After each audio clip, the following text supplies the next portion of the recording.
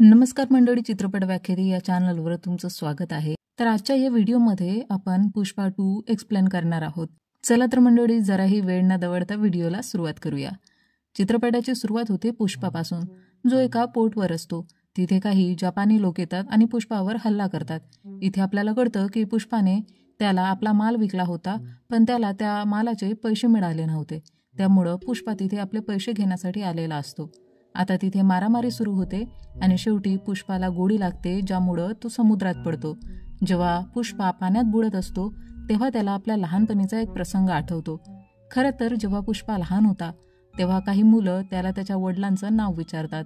पुष्पा त्यांना आपल्या वडिलांचं नाव सांगतो तेव्हा ती मुलं हसू लागतात आणि पुष्पाला म्हणतात की त्यांचा बॉल तड्यात गेला आहे आणि जर पुष्पाने तो बॉल आणून दिला तरच ते मानतील की पुष्पा खरोखरच आपल्या बापाचा मुलगा आहे. हे ऐकताच पुष्पा तळ्यात उडी मारतो, पण त्याला पोहता येत नसतं, त्यामुळे तो पाण्यात बुडायला लागतो.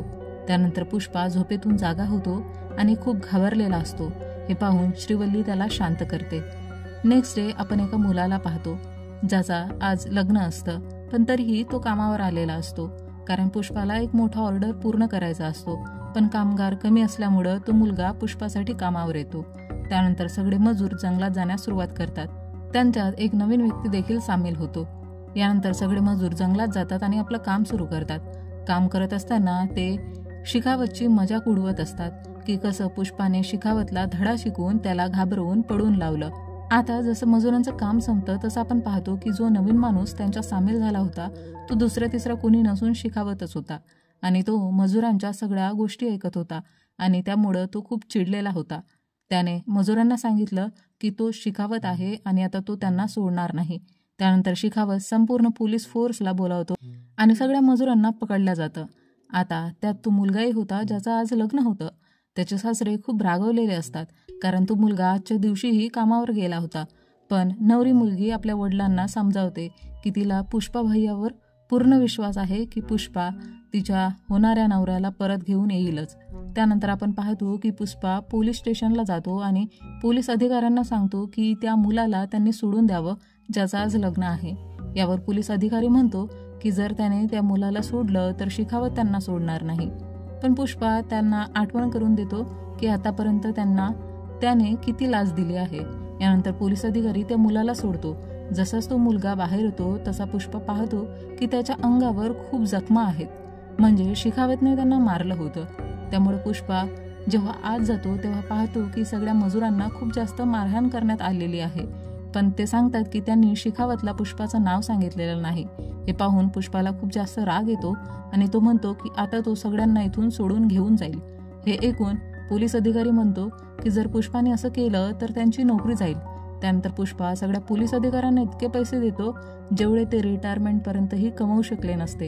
हे पैसे घेतल्यानंतर पोलीस आपल्या नोकरीचा राजीनामा देतात. त्यानंतर पुष्पा सगळ्या मजुरांना घेऊन तिकडून निघून जातो. जसं पुष्पा तिकडून निघतो तसं काही वेळानंतर शिखावत तिथे पोहोचतो. तो पाहतो की जेल पूर्णपणे रिकामी आहे. हे पाहून शिखावतला समजतं की पुष्पाने काय केलं आहे. यानंतर पुष्पा त्या मुलीला लग्नासाठी घेऊन जातो आणि तिचं लग्न पार पडतं. आता दुसऱ्या दिवशी पुष्पाला मुख्यमंत्री यांना भेटायला जायचं होतं, त्यामुळे तो तयार होतो.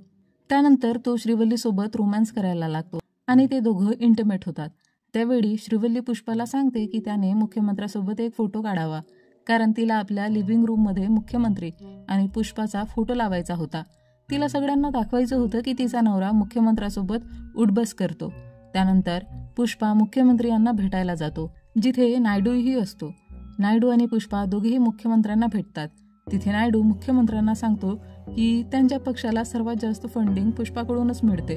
मुख्यमंत्री पुष्पाशी छान गप्पा मारतो, पण जेव्हा पुष्पा फोटो काढण्यासाठी बोलतो तेव्हा मुख्यमंत्री त्याला नकार देतो. मुख्यमंत्री बोलतो की जर त्यांनी पुष्पासारख्या स्मगलरसोबत फोटो काढला तर त्यांची बदनामी होईल. हे ऐकून पुष्पा त्यांना सांगतो की त्याच्या बायकोला त्याचा आणि मुख्यमंत्र्याचा फोटो हवा आहे. हे ऐकून मुख्यमंत्री हसतो आणि पुष्पाला बोलतो जर तो अशाच बायकोच्या गोष्टी मानत राहिला तर एक दिवशी तो बर्बाद होईल. हे ऐकून पुष्पा शांतपणे तिकडून बाहेर जातो. हे पाहून पुष्पाच्या लोकांना आणि नायडूला खूप धक्का बसतो की पुष्पाने काहीच प्रतिक्रिया कशी दिली नाही. नंतर पुष्पा नायडूला विचारतो जर तो मुख्यमंत्री असता तर त्याने पुष्पासोबत फोटो काढला असता का. यावर नायडू उत्तर देतो हो, फोटो काढण्यात काय अडचण आहे. यावर पुष्पा नायडूला बोलतो की आता तो मुख्यमंत्री बनेल. हे ऐकून नायडूला जरा धक्का बसतो, कारण तो तिथे कुठल्याही छोट्या मोठ्या मिनिस्ट्रीसाठी आला होता.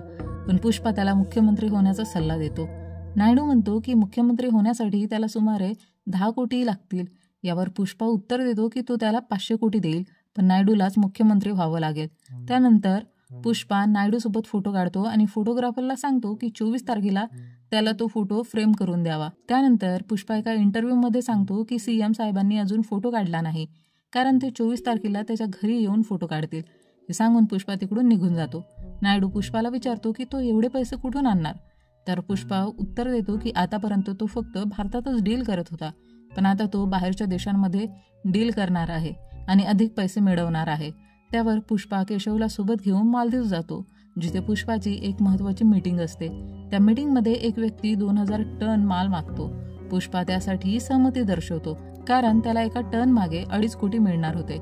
यानंतर पुष्पा त्या व्यक्तीच्या हेलिकॉप्टरने आपल्या घराकडे परत जातो.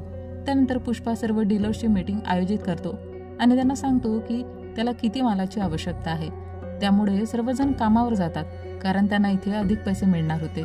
त्याचवेळी श्रीवल्ली पुष्पासाठी जेवण बनवते, ज्यात जास्त मीठ होते आणि पुष्पा तिला सर्वांसमोर रागवतो. हे ऐकून श्रीवल्ली चिडते, पण पुष्पा तिला शांत करतो. त्यानंतर आपल्याला सिनूची बायको दिसते, जी शेखावतकडे जाते आणि त्याला बोलते की तो फक्त नावाचा मर्द आहे, कारण जर तो खरा मर्द असता तर त्याने आतापर्यंत पुष्पाच्या साम्राज्याला संपवून टाकलं असतं. ती शेखावतला सांगते की पुष्पाला एक मोठा ऑर्डर मिळाला आहे, जे पूर्ण करण्यासाठी सर्व डीलर्स काम करत आहे. त्यामुळे शेखावतला काहीतरी करावं लागेल. त्यानंतर शेखावत एका डीलरचा माल थांबवतो आणि त्या सर्व मालाला आग लावतो. नंतर तो त्या डीलरला देखील मारतो. हे पाहून सर्व डीलर्स घाबरतात, कारण त्यांना समजत नाही की शेखावत आता त्यांच्यासोबत काय करेल. त्यामुळं ते या बाबतीत नायडूशी बोलतात आणि नायडू ठरवतो की तो पुष्पा आणि शेखावत यांच्यात सुलह करेल. म्हणून नायडू शेखावतकडे जातो आणि त्याला सांगतो त्याने हे सर्व थांबवावं. त्याच्या बदल्यात तो त्याला 10 कोटी रुपये मुआवजा देईल. शेखावत बोलतो की पुष्पाने त्याला निर्वस्त्र केलं. शेखावत नायडूला बोलतो की जर तो त्याला निर्वस्त्र होण्यास बोलेल तर तो निर्वस्त्र होईल का. त्यावर नायडू दरवाजा बंद करतो आणि त्याचे कपडे काढतो आणि शेखावतला सांगतो की तो अशा प्रकारे निर्वस्त्र होऊनच पॉलिटिक्समध्ये आला होता. नायडू शेखावतला समजावतो की त्याने ही दुश्मनी थांबवावी. शेखावत म्हणतो की जर पुष्पाने त्याला सॉरी बोललं तर तो हे सगळं थांबवेल. नायडू म्हणतो की पुष्पा नक्कीच त्याला सॉरी म्हणेल आणि तो पुष्पाशी बोलेल. शेखावत सांगतो की पुष्पाने सर्वांसमोर त्याला सॉरी बोलावं आणि नायडू ही गोष्ट मान्य करतो. त्यानंतर एक मोठी पार्टी ऑर्गनाईज केली जाते, जिथे पुष्पा शेखावतला सॉरी म्हणणार होता, पण पुष्पा खूप जास्त दारू पितो, कारण त्याला कळत नव्हतं की त्याने काय करावं. पण सर्वांच्या समजावणीनंतर पुष्पा तिथे जातो आणि शेखावतला सॉरी म्हणतो. शेखावत नेहमीप्रमाणे सॉरी रेकॉर्ड करून ठेवतो आणि ते ऐकून तो आनंदी होतो. त्यानंतर पुष्पा तिथून निघायला लागतो, पण त्याला खूप वाईट वाटतं, कारण त्याला असं वाटत होतं की सॉरी बोलून त्याने खूप मोठी चूक केली आहे, कारण आता पुष्पाचा दरारा संपणार होता. म्हणून पुष्पा परत येतो आणि शेखावतची कार ठोकतो, ज्यामुळे शेखावत स्विमिंग पूलमध्ये पडतो. त्यानंतर पुष्पा त्या स्विमिंग पूलमध्ये टॉयलेट करतो, ज्यामुळे शेखावत आणखी चिडतो. पोलीस शेखावतला स्विमिंग पूलमधून बाहेर काढतात आणि त्याचे कपडे काढून त्याला पुसतात. पुष्पा शेखावतला सांगतो जेव्हा तो सॉरी बोलून गेला होता तेव्हा त्याला समजलं की त्याने शेखावतला सॉरी बोलून खूप मोठी चूक केली आहे. पुष्पा म्हणतो की जर शेखावत गोविंदसारखा इमानदार असता तर तो त्याला 1000 वेळा सॉरी बोलला असता, पण शेखावत सारख्या माणसाला तो कधीच सॉरी बोलणार नाही. पुष्पा शेखावतला सांगतो की त्याचा 2000 टन माल जाणार आहे आणि जर शेखावतमध्ये हिंमत असेल तर त्याने तो थांबवून दाखवावा. पुष्पा शेखावतला बोलतो की त्याने जर त्याचं एकही लाकूड पकडून दाखवलं तरीही पुष्पा आपलं सगळं सोडून पुन्हा कामगार होईल आणि तो सदैव कामगारच राहील. पुष्पा हे सर्व रेकॉर्ड करतो आणि शेखावतला देतो आणि सांगतो की जर त्याच्यात ताकद असेल तर त्याने त्याला पकडून दाखवावं. त्यानंतर पुष्पा आपल्या कामात व्यस्त होतो आणि शेखावत माल थांबवण्याच्या योजनेत लागतो. शेखावत सर्व ब्रिजेस ब्लॉक करतो, जेणेकरून पुष्पाचे ट्रक तिथून जाऊ शकणार नाहीत. पण तो पाहतो की नदीमध्ये पाणी नाही, म्हणजेच पुष्पाचे लोक नदीच्या मार्गाने पुढे जाऊ शकतात. हे पाहून शेखावत आपल्या टीमला सांगतो की ते वेगवेगळ्या मार्गाने तिथे पोहोचतील, पण कधी त्यांच्यासमोर ट्रक येतो तर कधी हत्ती. ही सर्व पुष्पाचीच योजना होती, पण शेखावत कसंही करून तिथे पोहोचतो. तेव्हा तो पाहतो की तिथे खूप साऱ्या बैलगाड्या आहेत. शेखावत त्या सर्व बैलगाड्या थांबवतो आणि ट्रकच्या मार्गाला अडथळा आणतो. त्याचवेळी पुष्पाचे लोक पुष्पाला कळवतात की शेखावतने मार्ग अडवला आहे. त्यावर पुष्पा त्यांना सांगतो की त्यांनी ट्रक सोडून तिकडून पळून जावं. कारण शिकावत त्यांच्यावर गोळीबार करत होता. त्यानंतर त्याचे सर्व लोक तसेच करतात आणि शिकावत सगळा माल पकडतो. शिकावत खूप खुश होतो आणि आनंदाने नाचतो, कारण पुष्पाने त्याला वचन दिलं होतं की जर शिकावतने त्याचं एकही लाकूड पकडलं तर तो पुन्हा कामगार बनेल. शिकावत तिथे मीडिया बोलवतो आणि सांगतो की त्याने कशा प्रकारे तस्करीचा माल पकडला आहे. त्यावेळेस सीनू शिकावतला सांगतो की हे लाल चंदन नाही, खरं तर ते लाकडं वेगवेगळी होती, ज्याला बाहेरून लाल रंग दिला होता, आतून ते सामान्य लाकूडच होतं. हे ऐकून शिकावत खूप रागावतो. त्यानंतर शिकावतला कळतं की पुष्पाच्या मालाने स्टेट बॉर्डर पार केली आहे. हे ऐकून शिकावत विचार करू लागतो की शेवटी पुष्पाचा माल बाहेर कसा गेला. मग आपल्याला कळतं की पुष्पाने त्या लाकडांच्या बैलगाड्या बनवल्या होत्या आणि त्या बैलगाड्या ज्यांचा मार्ग शिकावतने अडवला होता त्या लाल चंदनाच्या लकड्या होत्या. पोलिसांना तिथे एक बैलगाडी मिळते, ज्याचं निरीक्षण करून ते समजतात की ती लाल चंदन आहे. तेव्हा पुष्पा तिथे येतो आणि शिकावतला टोचून बोलतो की तो त्याचा माल पकडू शकला नाही. शिकावत बोलतो की त्याला एक बैलगाडी मिळालेली आहे आणि पुष्पाने म्हटलं होतं की शिकावतने जर त्याची एकही लाकूड पकडून दाखवलं तर तो पुन्हा कामगार बनेल. त्यावर पुष्पा बोलतो की तो फायर नाही तर वाईल्ड फायर आहे आणि हे सांगताच ती बैलगाडी जळून राख होऊन जाते आणि अशा प्रकारे शिकावतच्या हातात एकही लाकूड लागत नाही. आता गावात एक मोठी पूजा होते, जिथे पुष्पाला समजतं की श्रीवल्ली गर्भवती आहे. हे ऐकून पुष्पाची आई आणि श्रीवल्ली दोघंही खूप खुश होतात. त्यानंतर पुष्पा साडी घालतो आणि देवीसमोर नृत्य करण्यास सुरुवात करतो, कारण त्याला असं वाटत होतं की त्याला मुलगी व्हावी. श्रीवल्ली बोलते की मुलगी असो वा मुलगा काय फरक पडतो, पण पुष्पाचं म्हणणं होतं की जर त्याला मुलगा झाला तर तो त्याला खानदानाचं नाव देऊ शकणार नाही, कारण पुष्पाकडे कोणतेही सरनेम नाही. त्यामुळे त्याला असं वाटत होतं की त्याला एक मुलगी असावी, जिच्या लग्नानंतर कमीत कमी तिला एका खानदानाचं तरी नाव मिळेल. हे ऐकून श्रीवल्लीही इमोशनल होते आणि पुष्पाला सांभाळते. त्याचवेळी पुष्पा पाहतो की त्याच्या भावाच्या मुलीला काही गुंड जे ट्रान्सजेंडर बनून आले होते ते तिची छेडखानी करत होते. यावर पुष्पा त्यांची चांगलीच धुलाई करतो. हे पाहून पुष्पाचा भाऊ पुन्हा एकदा पुष्पाला बोलतो की त्याने मदतीचा दिखावा करू नये.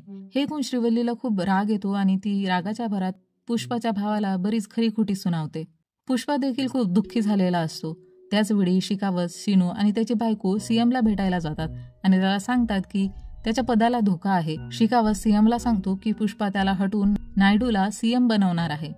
शिकावत सीएमला सांगतो की पुष्पाचा माल रामेश्वरम पार करण्याच्या तयारीत आहे, त्यामुळे जर शिकावतला परवानगी मिळाली तर तो त्या ठिकाणी जाऊन त्याचा माल पकडू शकतो.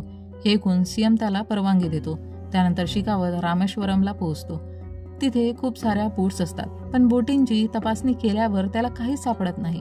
शिकावत पाण्यात उतरतो आणि पाहतो की बोटींच्या खाली सर्व बैलगाड्या ठेवल्या होत्या, ज्या लाल चंदनाच्या लाकडांनी बनलेल्या होत्या. पण शिकावत काही करू शकण्याच्या आधीच त्या बोटी सुरू होतात आणि श्रीलंकेकडे जात असतात. शिकावत दुसऱ्या बोटीने त्यांचा पाठलाग करतो, पण त्या लवकरच बॉर्डर क्रॉस करतात. पण शिकावत बॉर्डर क्रॉस करू शकत नाही, कारण पुष्पाचा माल ज्या बोटींमध्ये होता ती बोट मच्छीमारांच्या होत्या, ज्यांना त्या ठिकाणी जाण्याची परवानगी होती. पण शिकावत बॉर्डर क्रॉस करू शकत नव्हता आणि अशा प्रकारे पुष्पाचा माल भारताबाहेर गेला. त्यानंतर पुष्पा शिकावतला पुन्हा सांगतो की तो एक ब्रँड आहे. हे पाहून शिकावत आणखी रागाने भरतो. आता पुष्पाची डील पूर्ण झाली होती आणि त्याला त्याचे पैसे मिळाले होते.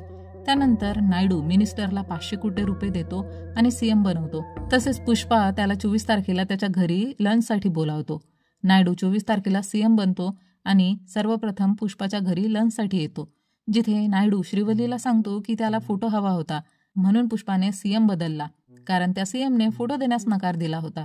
हे ऐकून श्रीवल्ली चकित होते, कारण तिने कधी असा विचारही केला नव्हता की पुष्पाचं तिच्यावर इतकं प्रेम असेल. त्यानंतर नायडू सर्वांसोबत फोटो क्लिक करतो.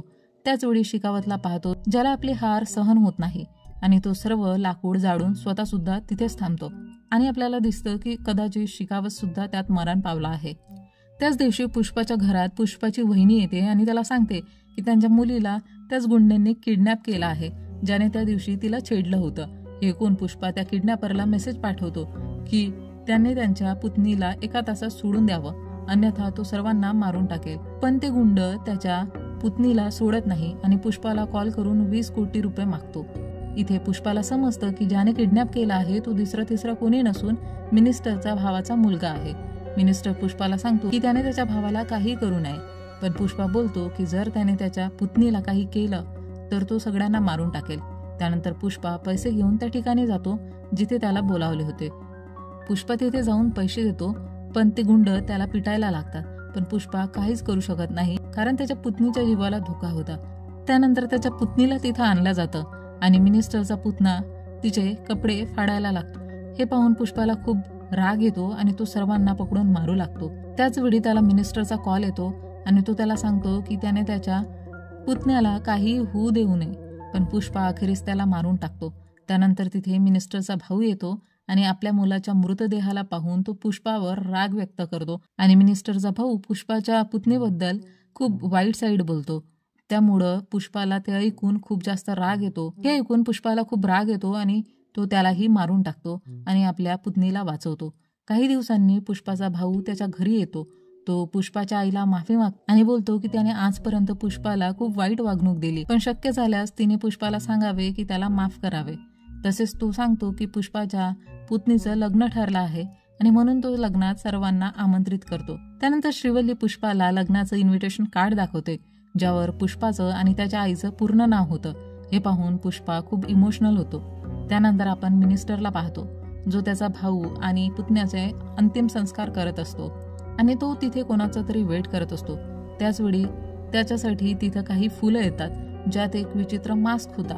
त्याचवेळी आपण दुसरीकडे पुष्पाला पाहतो, जो आपल्या पुतणीच्या लग्नात जातो. तिथे पुष्पाचा भाऊ त्याला माफी मागतो आणि पुन्हा एकदा संपूर्ण कुटुंब एकत्र येतं, ज्यामुळं सर्व लोक खूप आनंदी असतात. तिथे पुन्हा त्याच प्रकारे फुले पाठवली जातात, जसे मिनिस्टरच्या घरात पाठवली होती आणि त्यातही एक मास्क असतो जो ब्लिंक करत होता, म्हणजेच त्या फुलांमध्ये बॉम्ब लपवले होते.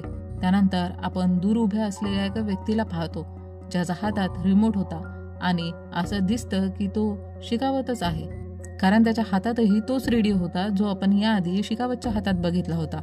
आणि जसंच तो बटन दाबतो, बॉम्ब ब्लास्ट होतो आणि इथेच चित्रपट संपतो. यानंतर आपल्याला सांगितलं जातं की पुष्पा 3 ही येईल आणि सुरुवातीला जो सीन होता, ज्यात पुष्पाला गोळी लागली होती आणि तो समुद्रात पडला होता, त्याबद्दल काही सांगितले जात नाही. कदाचित त्याबद्दल आपल्याला पार्ट 3 मध्ये माहिती मिळेल. तर मंडळी, ही होती पुष्पा 2 ची स्टोरी. जर तुम्हाला हा चित्रपट आणि माझं एक्सप्लेनेशन आवडलं असेल तर व्हिडिओला लाईक, शेअर आणि कमेंट करून चॅनलला सबस्क्राईब करायला विसरू नका. चला तर मंडळी, भेटूया लवकरच एका नवीन व्हिडिओमध्ये. तोपर्यंत टाटा, बाय बाय.